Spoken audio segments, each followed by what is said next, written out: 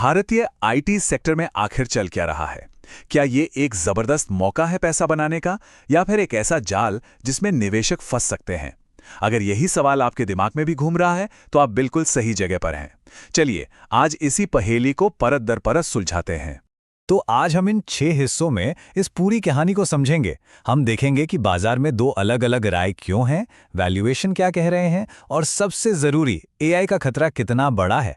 आखिर में हम एक फ्रेमवर्क का इस्तेमाल करके देखेंगे कि मौके कहाँ छिपे हो सकते हैं। चलिए सबसे पहले ये समझते हैं कि बाजार में इतनी उथल-पुथल आखिर है क्यों। देखिए, इस समय निवेशकों के 2 खेमे बने हुए हैं और दोनों की सोच एक दूसरे से बिल्कुल अलग है। और यही वो बड़ा सवाल है जिसका जवाब हर कोई ढूंढ रहा है। क्या आईटी स्टॉक्स की कीमतों में ये जो भारी गिरावट आई है वो खरीदने का एक सुनहरा मौका है, या फिर ये तो बस एक लंबी गिरावट की शुरुआत है? तो ये हैं वो 2 अलग-अलग कहानियां। एक तरफ वो लोग हैं जो कहते हैं, अरे वाह, वैल्यूएशंस तो बहुत सस्ते हो गए हैं, ये तो बाय द डिप वाला क्लासिक मौका है। और दूसरी तरफ वो लोग हैं जो चेतावनी दे रहे हैं कि सावधान, एआई की वजह से इन कंपनियों के बिजनेस मॉडल ही खत्म हो सकते हैं, ये कोई आम गिरावट नहीं है। चलिए अब इन बातों से आगे बढ़कर सीधे नंबर्स की दुनिया में चलते हैं और सबसे पहले उस तर्क को परखते हैं जो कहता है कि आईटी स्टॉक्स इस वक्त सेल पे लगे हैं, मतलब बहुत सस्ते मिल रहे हैं। शुरुआत करते हैं निफ्टी आईटी इंडेक्स के पीई रेशियो से। मार्च 2026 की शुरुआत में ये 21.5 पर था। अब पीई रेशियो का सीधा सा मतलब ये है कि निवेशक कंपनियों की हर 1 रुपए की कमाई के बदले कितने रुपए देने को तैयार हैं। और यहां बात बहुत दिलचस्प हो जाती है। आज का 21.5 का पीई रेशियो पिछले 5 साल के औसत जो कि 29.3 था, उससे काफी कम है। ये एक बहुत बड़े डिस्काउंट की तरफ साफ साफ इशारा कर रहा है। और अगर हम टीसीएस जैसे इंडस्ट्री के बादशाह को देखें तो कहानी और भी ज्यादा ड्रामेटिक है।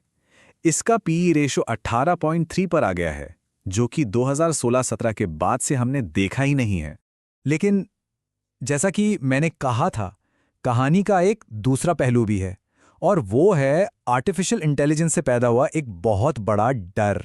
हुआ ये कि फरवरी 2026 में जैसे ही कुछ नए शक्तिशाली एआई टूल्स बाजार में आए, भारत से लेकर अमेरिका तक आईटी स्टॉक्स में भूचाल आ गया। डर इस बात का है कि ये नए एआई टूल्स वो सारे काम खुद ही कर देंगे जिनके लिए ये कंपनियां इतने सालों से जानी जाती हैं।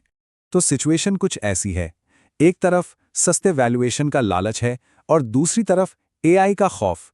ऐसे में एक समझदारी भरा फैसला कैसे लिया जाए? खैर, इसके लिए हम एक 3 फैक्टर फ्रेमवर्क का इस्तेमाल करेंगे जो हमें इस शोर से बाहर निकलने में मदद करेगा। तो देखिए, हमें पूरे सेक्टर को एक साथ देखने के बजाय हर एक कंपनी को इन 3 पैमानों पर तौलना होगा। पहला, क्या कंपनी की बुनियाद मतलब उसके फंडामेंटल्स मजबूत हैं? दूसरा, क्या वो सच में सस्ती है? और तीसरा, सबसे जरूरी, क्या वो एआई की नई दुनिया के लिए तैयार है? आइए अब इस फ्रेमवर्क को असल में इस्तेमाल करते हैं। हम एक सिस्टमैटिक फिल्टरिंग प्रोसेस के जरिए अच्छी कंपनियों को ढूंढने की कोशिश करेंगे। ये रहा हमारा फिल्टरिंग का तरीका। हम बाजार में लिस्टेड सभी 277 आईटी कंपनियों से शुरुआत करेंगे।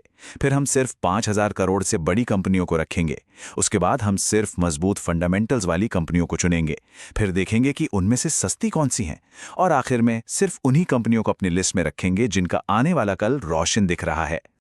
और नतीजा देखिए, इस पूरी अनुशासित प्रक्रिया ने हमें 277 कंपनियों की एक बड़ी भीड़ से निकाल के सिर्फ 8 मजबूत दावेदारों की एक छोटी और फोकस लिस्ट तक पहुंचा दिया है। हमारे पास 8 कंपनियों की शॉर्टलिस्ट तो आ गई है, लेकिन असली और सबसे मुश्किल काम अब शुरू होता है, और वो है ये परखना कि क्या ये कंपनियां सच में एआई की क्रांति के लिए तैयार हैं। चलिए एक कड़वा सच स्वीकार करते हैं। कई बड़े विश्लेषकों का मानना है कि हमारी आईटी कंपनियों ने एआई की असली ताकत को बनाने में बहुत देर कर दी है, और ये आज उनकी सबसे बड़ी कमजोरी हो सकती है।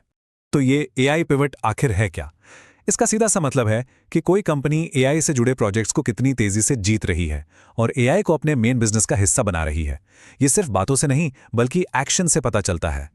इसको एक उदाहरण से समझते हैं। सोनाटा सॉफ्टवेयर को देखिए। यहां हमें साफ डेटा दिख रहा है कि उनकी कुल ऑर्डर बुक का 14% हिस्सा अब एआई प्रोजेक्ट से आ रहा है। और सिर्फ इतना ही नहीं, ये हिस्सा लगातार बढ़ भी रहा है। ये एक मजबूत संकेत है कि कंपनी सही दिशा में जा रही है। तो हमारी शॉर्टलिस्ट में जो 8 कंपनियां हैं, उन्हें हमें इसी चेकलिस्ट पर परखना होगा। हमें देखना होगा कि उनके ऑर्डर बुक में एआई डील्स कितनी हैं, क्या उन्हें कोई बड़ी एआई डील मिली है और मैनेजमेंट की एआई को लेकर क्या रणनीति है। यही वो असली रिसर्च है जो करनी होगी। तो इस पूरी चर्चा का निचोड़ क्या है? वो ये कि आंख बंद करके पूरे आईटी सेक्टर में निवेश करना आज बहुत जोखिम भरा हो सकता है।